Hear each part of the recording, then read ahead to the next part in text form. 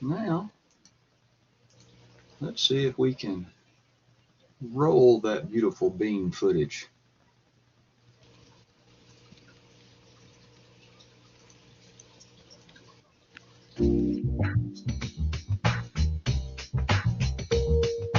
It's got another good beat.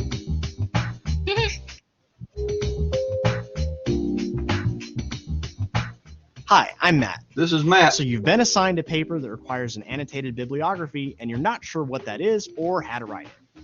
Well, look no further. In this video, we'll look at how to write an annotated bibliography in both MLA and APA style.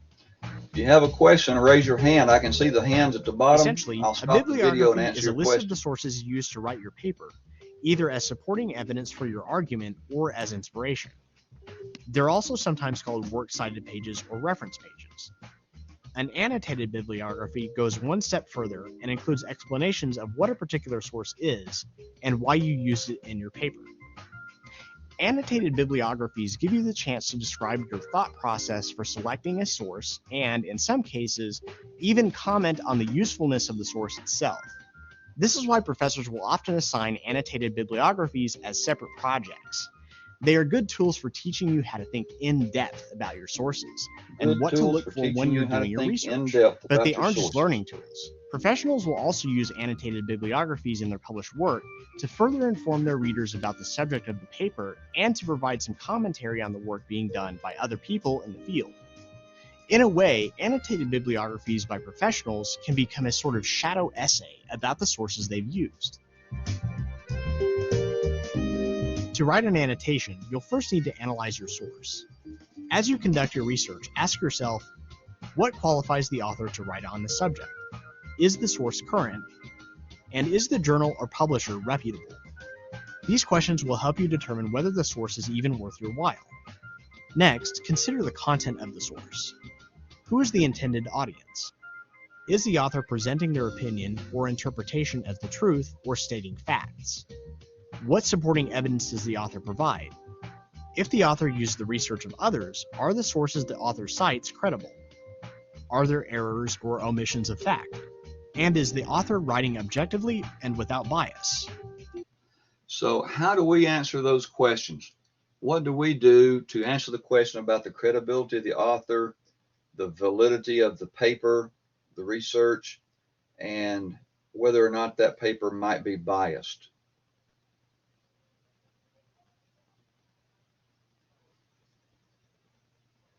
We've already talked about the ways that we combat or that we work around or that we accomplish those issues. Anybody? Nobody? We use peer-reviewed material, right? When we go into Galileo, and somebody asked last night about using Google Scholar, and that is another good source that returns peer-reviewed articles.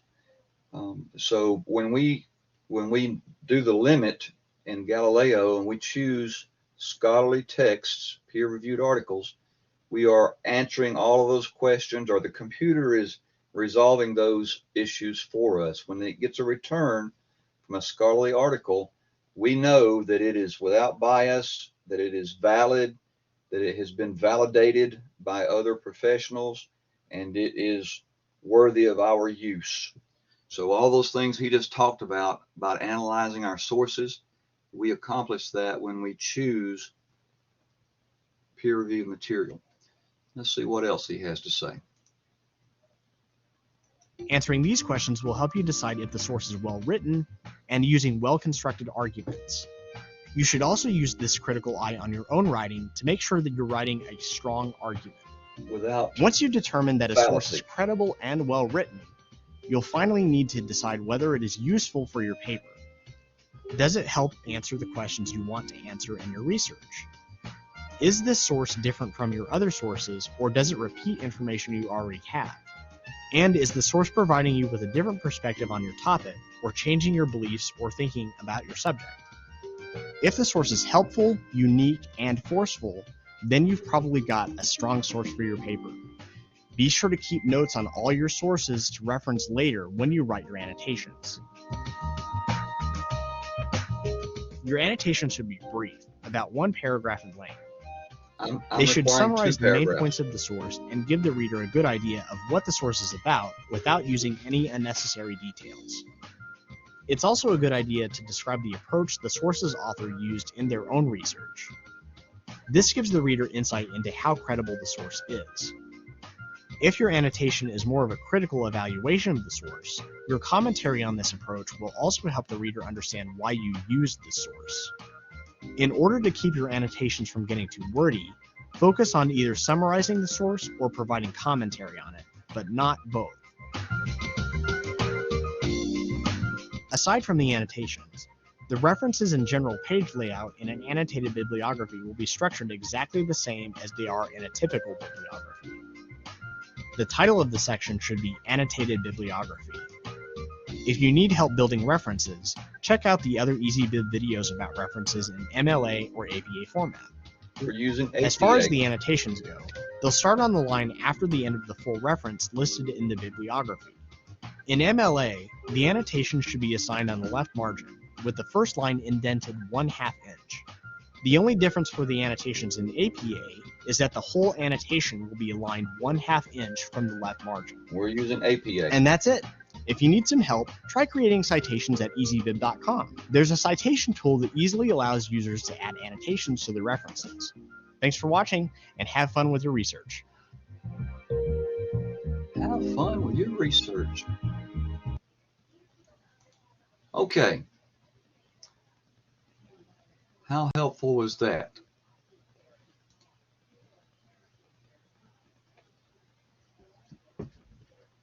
Autumn, were you able to catch the little block there where he showed you what the annotation would look like?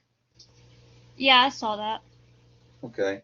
Jill, does it look the same? Does it look like the one that was in the PowerPoint that I sent out today? Oh, you know what? Maybe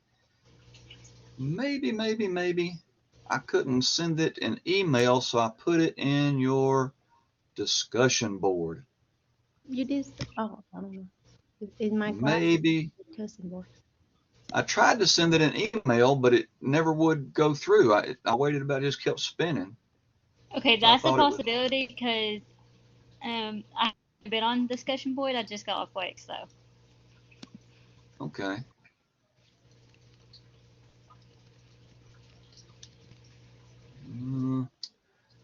Let's see. I was going to open that up so we could see what. Well, let's just do it this way. I'll go to Lessons, Module 7, Research Questions.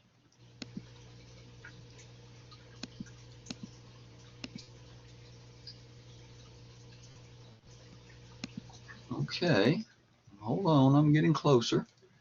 Now we can do share a file.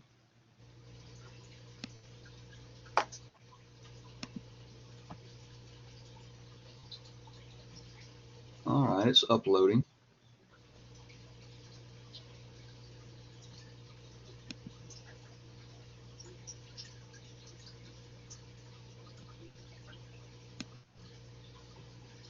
I found it in the discussion. Good. It has, if you click on, it has my voice on there. I don't know if it has the little speaker icon. I told it to hide the speaker icon. It hasn't. It has it? Darn. All right, so how do I open this now? Research writing. Why did that not? Oh, share now. Let's do that. Let's try share now.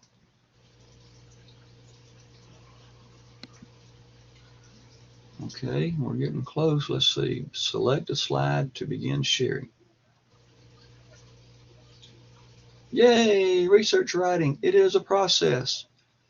So when you get an assignment to do a research paper, it's not an instant kind of paper like maybe Persuasive was. It's a process that requires a number of different items get done on the way towards the finished product. And probably the first thing that everybody should do is to choose a research topic, right? We have two things. We have research topic and research question, and they are related. They are related. A topic is very broad, right? Topic is very broad, and the question helps us focus that broad topic. And so the potential topic, we want to avoid bias and use a very broad scope. Now, Jill, what do you remember about bias in writing from our persuasive essay? Yes. Yes, I do. We started with a bias, right? And research and persuasive, the goal is to change the way people think and behave. We want them to adopt our way of thinking and behaving. And so we start out with a bias and then we seek to support that bias. That's a big difference between persuasive writing, argumentative writing, and research writing. In research, we're not trying to change the way people think and behave. We're trying to solve a problem and present the information and let people decide if they think it's a problem worth solving. Um, the questions, again, they're not going to offer a position or an opinion. In no way are they going to say, I think that this is a good idea or everybody should do this. They will, again, use very straightforward wording, right? Like we did before in our thesis statement, we're going to say the research question for this paper is, what is the effect of plastic in the ocean, or whatever it is that you happen to be working on. We're going to avoid using questions that ask a yes or no question or yes or no answer. For instance, is plastic harmful to the ocean? Well, yes or no, depending on your perspective, right? If you live in Arizona, you may not care about plastic in the ocean. So we want to avoid that. We want to ask, and I said this occurred to me last night in a discussion, so I'll share it with you guys tonight. But if you can use the what is the effect of this on that template for your question, I don't think you'll ever get it wrong. I don't think you'll ever go wrong. What is the effect of fentanyl on modern society?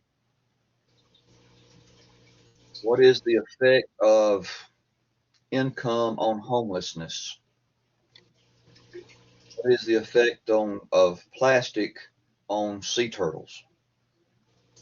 So I think as long as you can dress that up a little bit, but as long as you think, what is the effect of this on that, you'll be okay. Somebody sent a draft and they said, well, what about this? They said, what are the harmful effects of fentanyl on society? Do you see the problem with that question?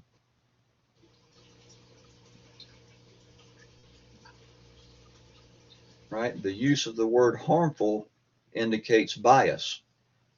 That student wanted to begin with bias by isolating harmful effects of fentanyl. Well, I think, best I know now, fentanyl was originated as a very helpful drug that still is prescribed. It just happens to have some unexpected side effects. So I suggested to that student that they say, what is the effect of fentanyl on society? Then they can talk about positive and negative. So if you can remember to follow that line, create a topic, and let's just put everybody on the spot. Autumn, have you found a topic that you want to research? Well, I've been looking at different ones that I haven't really chosen one yet. I'm trying. Okay. There's a few So, that I'm thinking about. Jill, what topic are you using? You told me the other night. I forgot. No, the other night I didn't ready yet, but I think I looking for like what is the effect for the to the younger generation about the social media. Okay. So if we use right this particular style, what is the effect of social media on the younger generation? Right. Now we can be a little bit more specific, right? I'm 60 years old. The younger generation to me is 40 years old, Yes, I right? mean younger than that. Okay, so then we need to stipulate in our research question, what is the effect of social media on children under the age of 12? Or what is the effect of social media on third graders? Oh, So give some thought about which age group, which part of our society you really want to focus on. Because the effect on third graders might be much different than the effect on 40-year-olds. My idea of younger generation and your idea of younger generation can be different ideas of younger generation. I see. Okay? Yeah. So after you have a topic, then the next thing you have to do is create that question that helps you narrow social media to the effects of social media on third graders or 10-year-olds or 10-year-old girls, or what you might, the way you want to specify the research is kind of your own, but as the more specific you can be, the easier the paper will be to write. Okay. So if we have a very specific um, population in mind, then you don't have to write about all the other populations. I see. And Then, go ahead. well, I think I wanted to go back to say you have to have a topic before you can have a research question. And you have to have a research question, even if it's a bad research question, you've got to have an idea of the research question before you can begin with your research.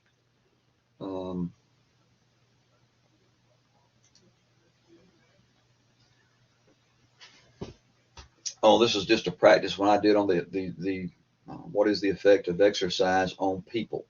Now, I should have said, what is the what is the effect of exercise on 60-year-old men, right? Would allow me to investigate the exercise of research on people like me. But, on the left, we have a bad example. On the right, we have a better example. So on the left, it says, do Americans exercise enough? Why is that bad? Well, first of all, it asks for a yes or no answer, right? And by the way, do you have an idea, Autumn, on why a yes or no answer is a bad idea? Because then you're trying to like give your opinion more. Exactly. It creates bias. And we can't help it, right? Everybody has bias based on where we've been and what we've learned.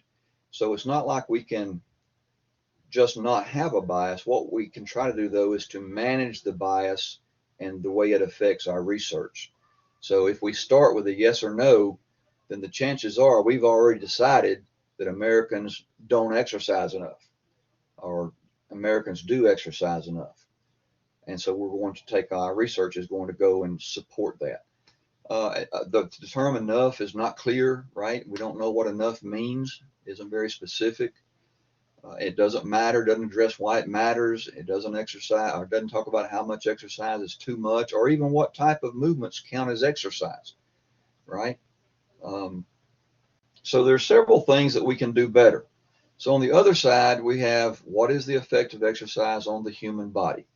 I could have put on the human body of a 60-year-old male or whatever I want. If I were concerned about exercising with my grandson, I could have said, what is the effect of exercise on the human body of a 13-year-old male?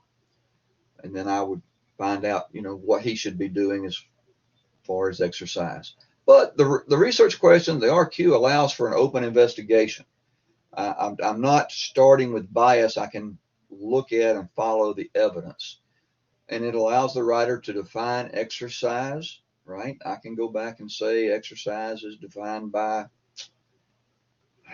I think most of the time they say 30 minutes. This is not easy to define exercise. You have to stay in your target heart rate for 30 minutes or longer. And then you get into what is a target heart rate, and that's a whole different animal that we're not going to chase right now. But The effects allows the writer a lot of latitude to report on the type, duration, intensity, and other components of exercise so that we can measure and be specific on what we are calling exercise. Once we got that down, now my dog wants to root her nose in here. You ever notice that? Is your dog big enough to come in and root her nose under your elbow so that your mouse goes all over? No, Yes, not sweetheart. yet. I love you. I love you, Shade. You're a good girl. Okay, so here we have the annotated bibliography. What is it going to look like physically, right? Somewhere in here, I say, and I'm going to say it again here, the annotated bibliography does not belong as a part of your paper. It does not go as the last page of your APA style paper. That is the reference page, and the reference page and the annotated bibliography are different animals, like dogs and cats. I got my dog over here pushing around my elbow, my cat laying in my lap. So the annotated bibliography is a tool for you to use while you're reading, while you're considering which articles are going to make the cut and be used in your paper. And I wish this were bigger. Let's see if I can. It's 150% already. Even if I go up to 200%, it doesn't really change the size of the font inside there. But see the citation, McElroy, K, and Bridges, LM. We have the date of publication. Then everything is there just as it would be on your reference page, just as you've practiced maybe 3 times now. So that's not different. What is new is this information starting at the end here. I wish I could highlight that. Let's see, highlight. And so let's see. Oh, it's not highlighting. But everything from here to there, that's new for you. And this is the 2 paragraphs of information. The first paragraph is going to tell you, to remind you, what's in this particular article and why it was important to you. A speaker a minute ago in the other video said that you can summarize. You can, but these articles can be difficult to summarize. So the best idea is to think about what's in it, what does it say, and why is it important to you. And then your second paragraph would start, let's see, probably right here is where I would divide that second paragraph. But the second paragraph is going to remind you of where you wanted to use this in the paper, what you wanted to do with it, what you intend for it to support. So it might say, I plan to use this information on page 3, paragraph 2, to support my claim that fentanyl has become a very dangerous drug and that maybe the side effects or the maleffects of fentanyl outweighed its use as a prescribed drug or something along that line. I hate it. I always sound funny in my headset when I'm trying to kind of wing it like that. But then down here, right there, I'm just blocking all that stuff out. Let's see, how do you erase that? How do you erase that? Go away. Go away. Well, that's not the best way to do it, but oh, it's erasing the writing too. Gosh. But right there was your second, and this one looks like it's got 1, 2, at least 3, and maybe 4 authors right there, and they are listed in the order in which they're given with the ampersand sign to connect the last one.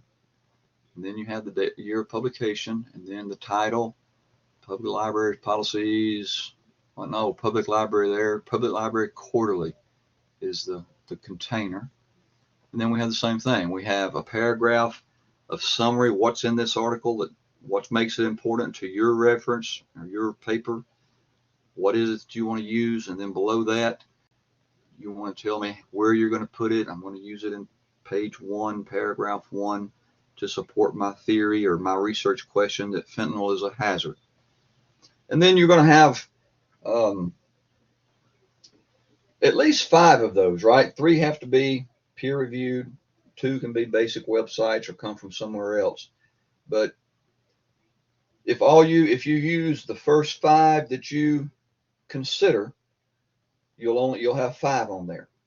If you read 6 or 7 before you decide which 5 goes in the paper, then you'll have 6 or 7 here, because you will have read those several days before you decided which 5 to use. Now, Jill, do you feel like you're going to read 8 or 10 papers and then decide which 5 to put in your paper? I have the Google yet. I have the Google Translate so I can read it by Vietnamese. Oh, you got to translate it. Yeah, you got to translate it. Hey, Yeah. you know what?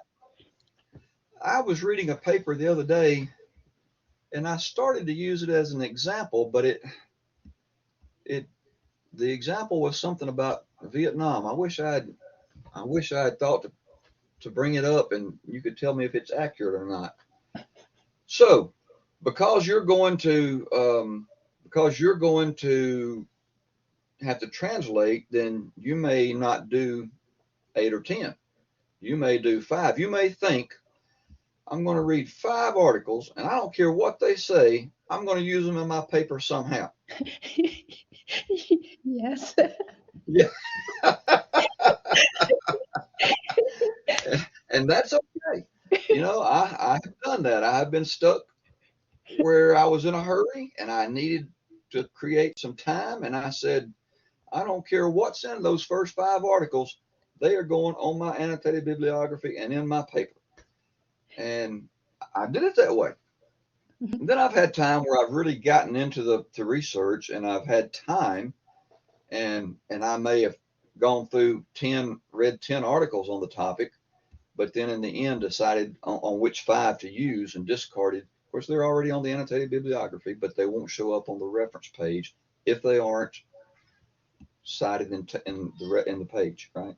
Remember, APA says anything that is cited even once in text has to be included on the reference page.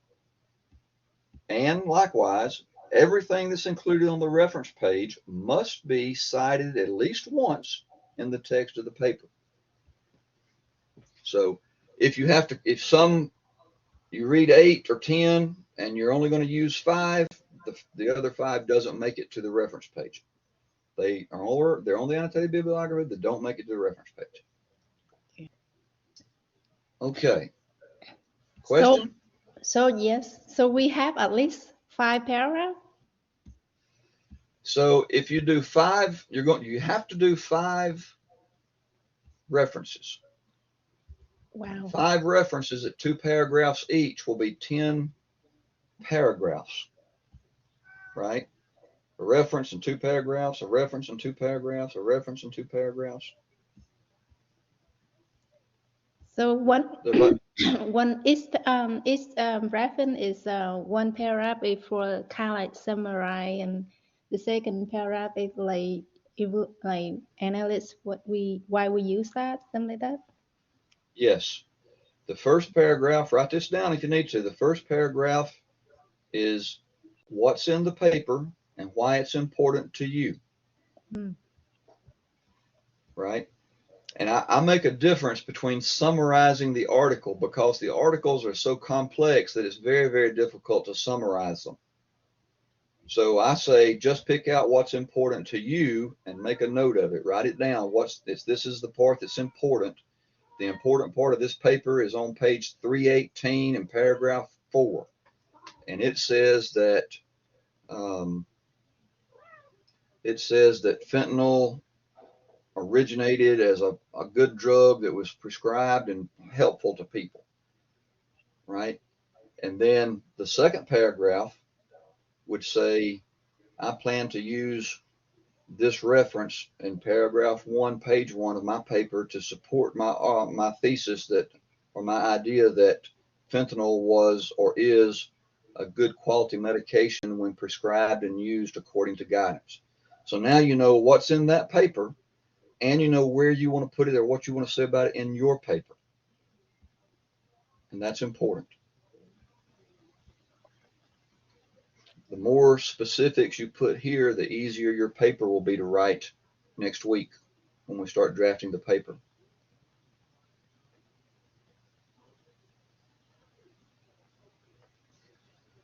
And I got one more slide in this little presentation,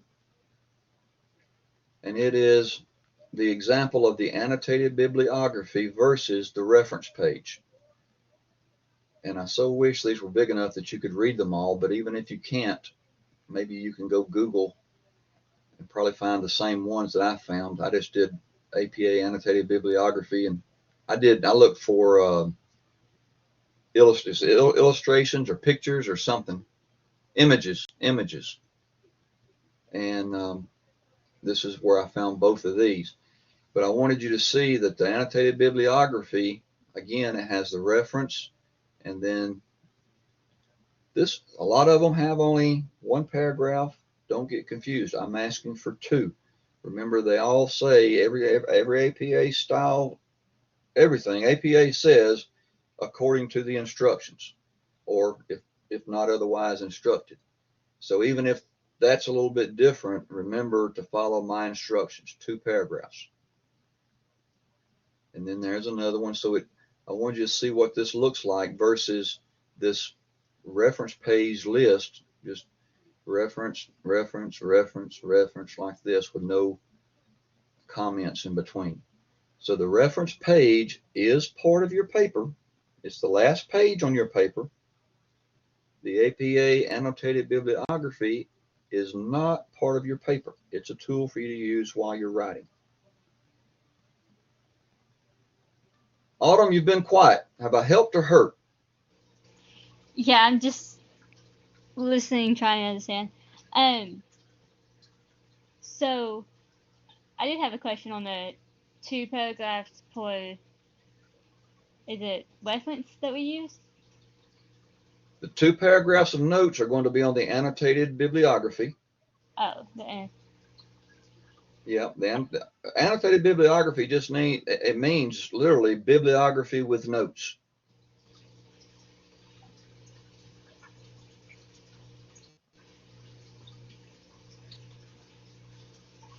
So the notes go on the annotated bibliography.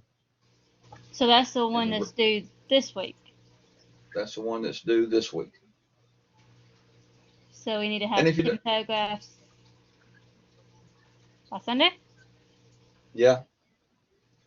Okay. If we don't get all 10 paragraphs, I'll be happy. I mean, I'll be happy to see what you do get.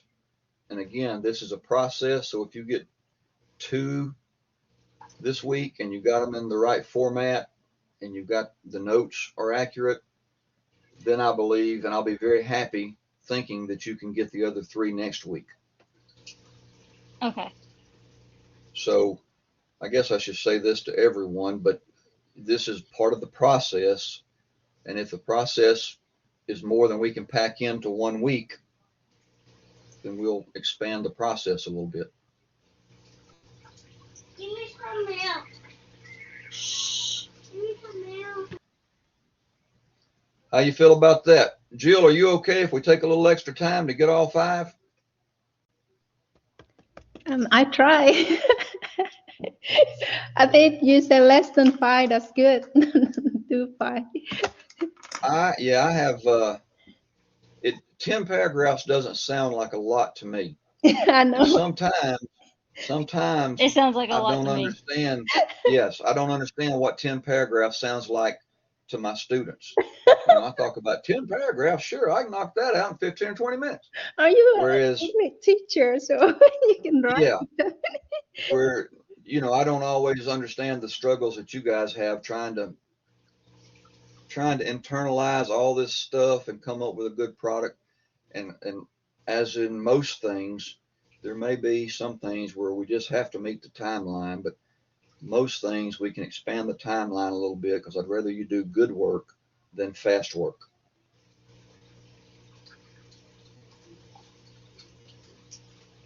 I wish I could share that with everybody, because People are going to be panicking trying to write 10 paragraphs between now and Sunday. Isn't this recording? It is, yeah, it is. But I think I told you the other night, right? I looked at one that I had posted earlier, and only 11 people had viewed it. I got 80 1101 students. I got 80 students, and only 11 had looked at it. I'm like, golly, Pete, what are the other 60 doing for help?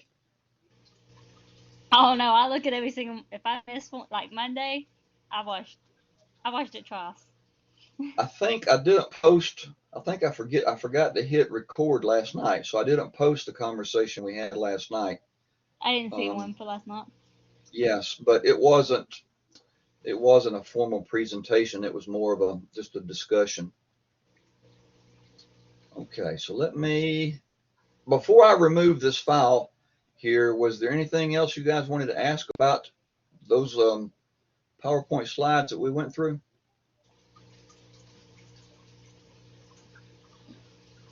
Okay.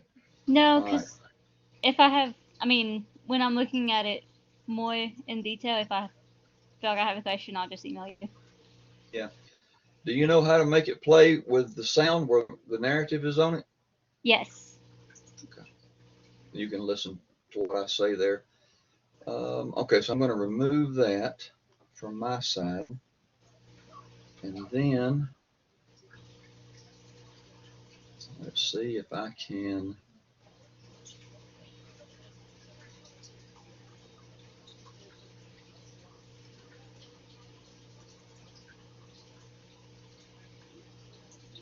I'm going to try. I can't remember. We changed the Galileo format a little while ago.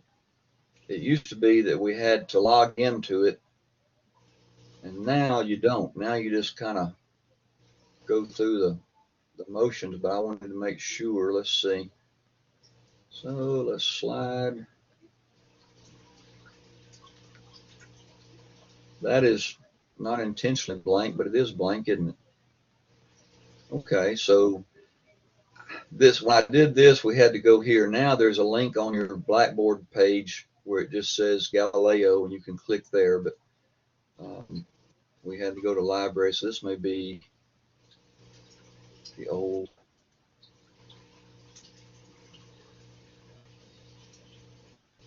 Yeah, this is the old one. All right,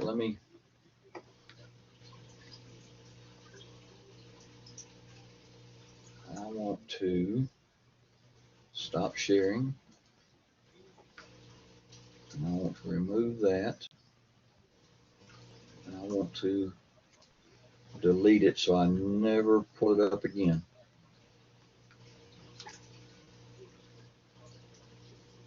Delete, delete, delete, delete.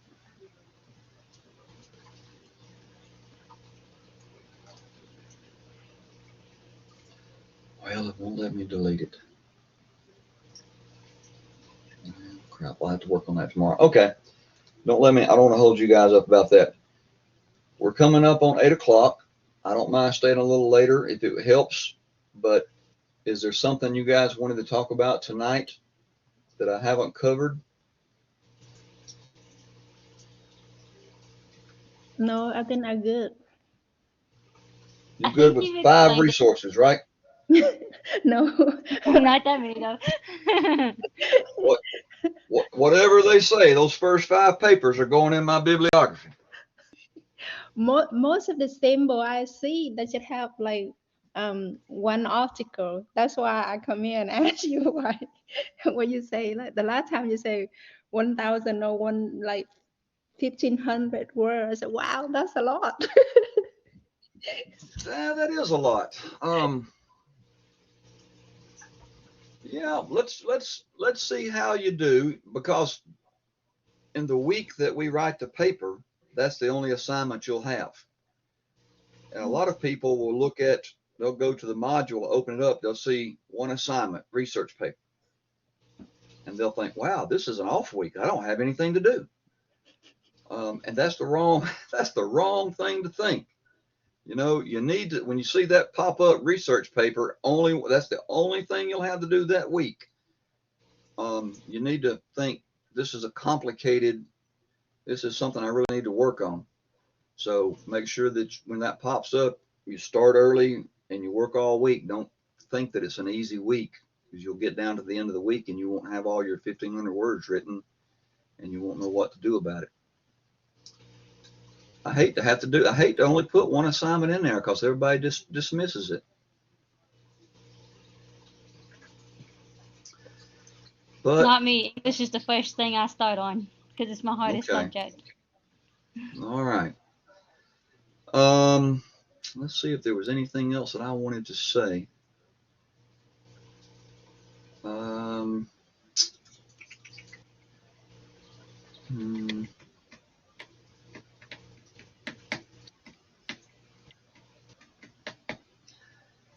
can't think of what it was, unless that was it.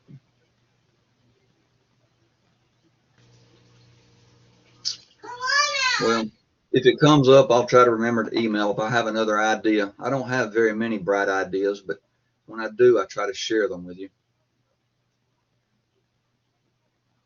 The PowerPoint you sent, that helped a lot. Good. Yep. Good. Yeah, I like that point. Yeah, so it's just hard to know. I hope everybody views it, and I hope that it helps, that when you look at it, and there's always what I say here, which can be flexible, and I can have an idea, or you guys can mention something that helps me remember that I need to say something. But when I'm making the PowerPoint, I don't always have those little sparks here and there. So sometimes I say something in class that I didn't think to put on the PowerPoint. So if that ever happens to you, always go with what I said in class. I almost emailed and asked you about that a couple of days ago. Asked you about the PowerPoint. Why didn't you?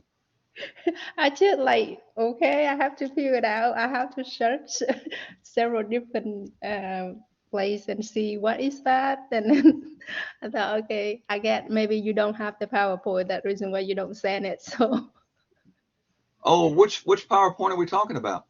this one, the Annotated Bibliography. Yeah, This, so I tried to send it in email, and if it went in email, good, but I went back and put it in everybody's discussion board because it was taking too long. I thought it wasn't going through. yeah, I didn't see So it yeah, a until. lot of times I'll send you an email and I'll say, be sure to check out this PowerPoint, and there's no PowerPoint there, right? So don't sit around worrying about where the PowerPoint went. Email me. You'd be surprised how many mistakes I get to cover up because students email me early and told me I screwed something up. So then I get to fix it and nobody else knows